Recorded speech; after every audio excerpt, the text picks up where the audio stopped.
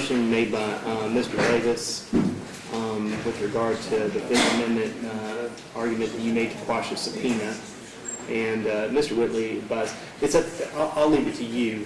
This could be a motion that we can have in chambers, or we could do it here in the courtroom. What's your preference? Do it in the courtroom. Okay, all right. One other option is we could do it when the time comes for it. Yeah. Well, I think it's appropriate to go ahead and have it heard now. So let's go ahead and Mr. Davis, you want to go ahead and state your arguments in response to the motion to quash, or in favor of the motion? What I want to do is, Your Honor, I want to amend my oral motion to include some things that I wasn't prepared to present yesterday. Okay, go ahead, Mr. Davis. So, on behalf of April Taylor, I amend my motion to quash to include not only the Fifth Amendment to the U.S. Constitution, but Section 11 of the Kentucky Constitution, inconsistent with my email last night. Okay. I also want to rely upon an additional case, McLemore versus Commonwealth. McLemore is reported at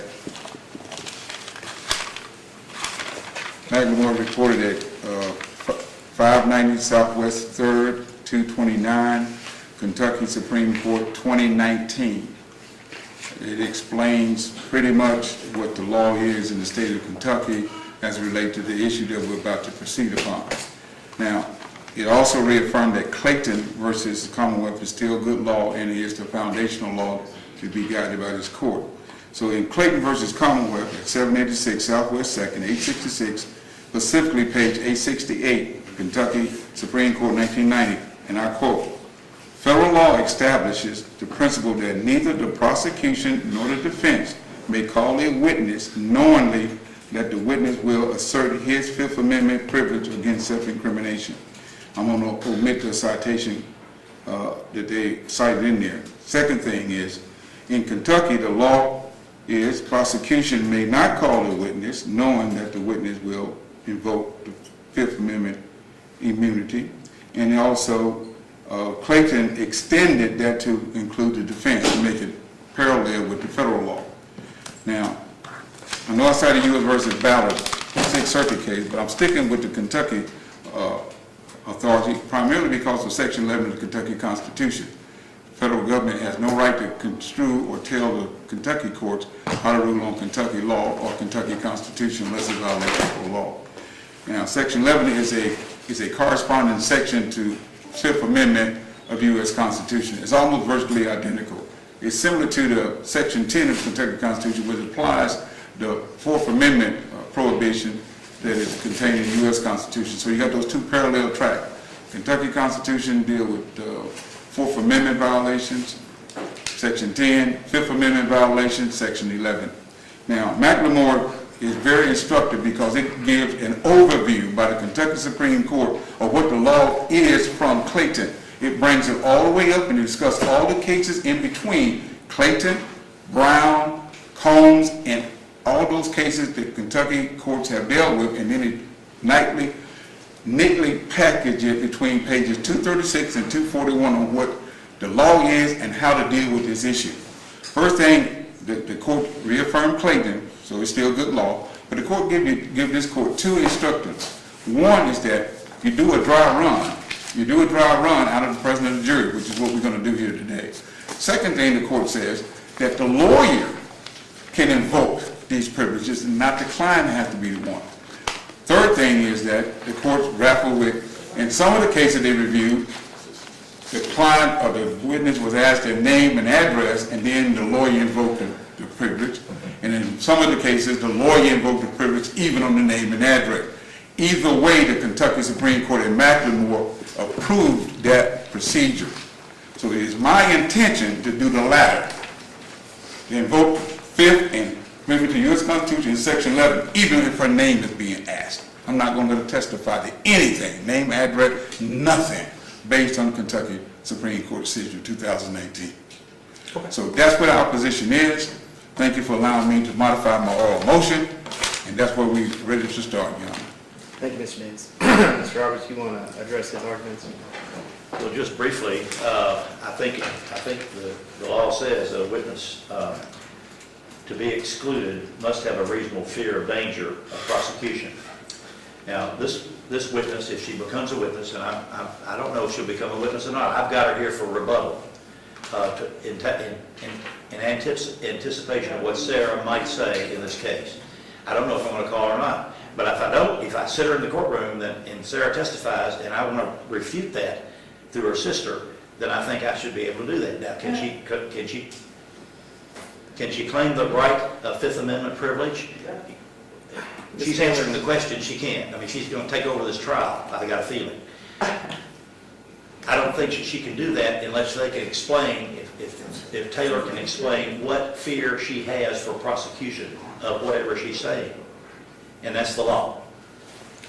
So, Mr. Davis, you want to just respond? Yes, And I anticipated him bringing that up. sure, and Macklemore even says, I think, that Reasonable we possibility. have to bypass this ability to hide behind, quote, an imaginary or unappreciable danger of risk that should be prosecuted. Yes, Your Honor. Macklemore is the guiding principle. If we're going to, I'll stick my flag in Macklemore. Based on Macklemore and anticipating what Mr. Roberts was going to say, and based on my years as Assistant Attorney General doing criminal cases on behalf of the Commonwealth and Assistant Deputy Attorney General for the Commonwealth of Kentucky, I looked at the law, and these are two things that I came up with last night. One is that federal law, that they cannot immune her from federal prosecution. We know that from the George Floyd case. State conviction being the federal conviction. There is no double jeopardy when you deal with the federal government versus state government. Federal law, 18 U.S.C. section 231, A subsection 3, clearly states civil disorder.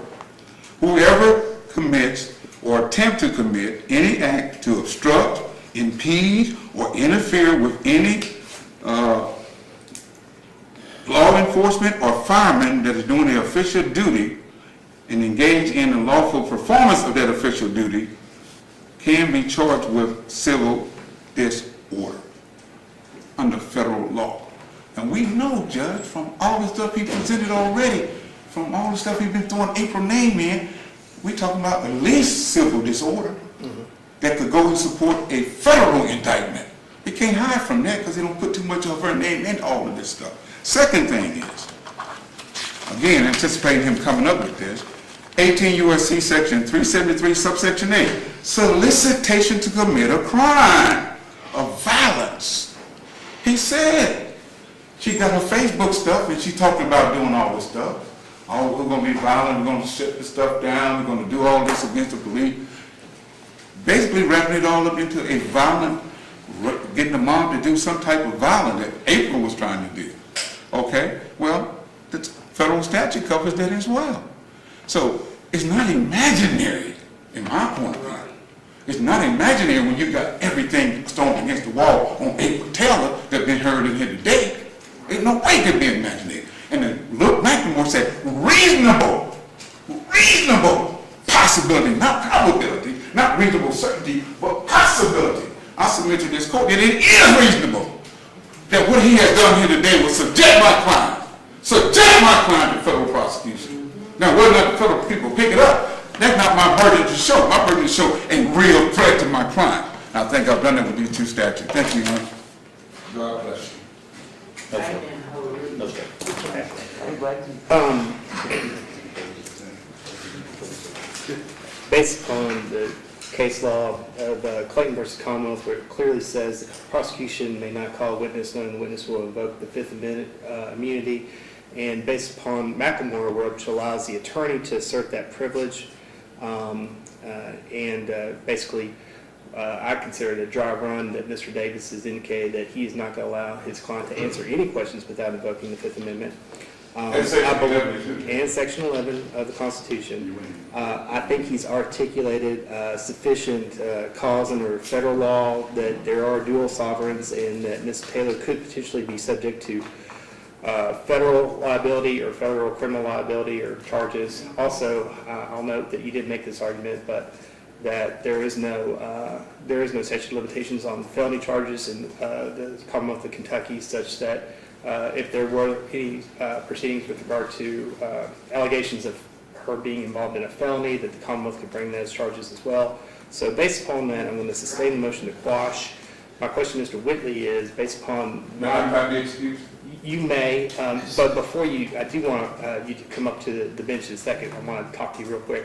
But Mr. Whitley, before I leave this issue, I just want to know, what's your proceedings or what's your idea on informing you don't want to inform the jury of my decision termination? No, based on the court's ruling, of course, I had to make a different kind of motion. I think they didn't anticipate that.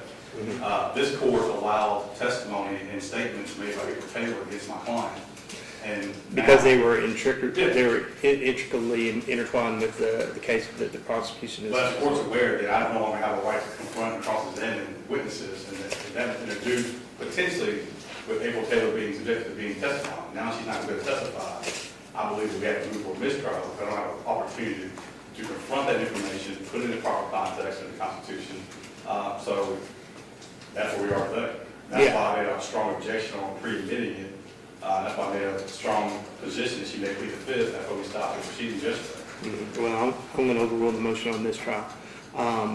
But at this point, with regard to my ruling, you want to keep the jury from knowledge of this ruling. Is that my understanding? No. No, you want to be informed of the ruling as to the Yes. motion to quash? Okay. All right.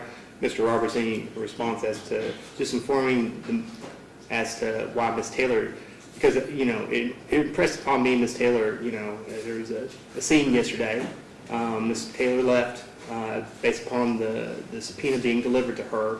And so do you think it's fair to tell the jury as to why she's sitting in the courtroom and why we made the, determination that she could sit? Because I think she could sit in the courtroom. I'm going to ask her to leave, Judge. Are you going to ask her to leave? Yeah, I don't want to complicate this trial. I don't want to be dragged in any more than we already have to. I don't want to go do any more additional research. My hourly rate is $5.50 an hour. So, Ms. Taylor, I I just- need to leave. So then it's not an issue. Your attorney's going to ask you to leave, so I I can't just make want to her make sure, I know you can't make her leave. I don't know if anybody can make Ms. Taylor do anything. So, Ms. Taylor, I'm just based upon my ruling, though, and the advice of your counsel, and I appreciate you're probably here, you want to support your sister, but are you willing to listen to his advice and leave the courtroom? Otherwise, I think that we need to have a conversation. I will, then I'll modify that myself. My client has a right to a fair trial. I can care less about the actual. I know that depending on how things are done, I'm here because my client wants it, she's not guilty. So I don't want anything to potentially prejudice my client in any kind of way. So regardless of people's position, their constitutional right to an open courtroom, we didn't spend this much time and this much energy fighting this case and coming today to get it into mistrial before anything's done. So I'm going to order this over here. Okay. Well, based upon, this is Ms. Williams' case, consultation with her attorney at the advice of your counsel, Ms. Taylor, he's asking you to leave. Ms. Williams is entitled to a fair trial. I was fine in this courtroom until y'all started fooling crazy, screwed up moves, violating my constitutional rights. Well, at this point in time, I'm preserving your constitutional rights by ruling in the favor of your motion for Mr. Davis. But upon Mr. Whitley's request, upon Mr. Davis's advice, I'm going to ask you to leave the courtroom, okay? Thank you, ma'am. So what you telling me I can't come back? I've ordered you to leave the courtroom. Yes, ma'am. Yes. I understand, I explained to my client that typically when proceedings are happening, the street, you have a right, the First Amendment right inside the courtroom. I can't hear you, Dan. I can't hear you. You have a thing called contempt powers. So I do appreciate the board not Yeah. doing what you would typically do with people personally acting on your court. So I think it'll last my client.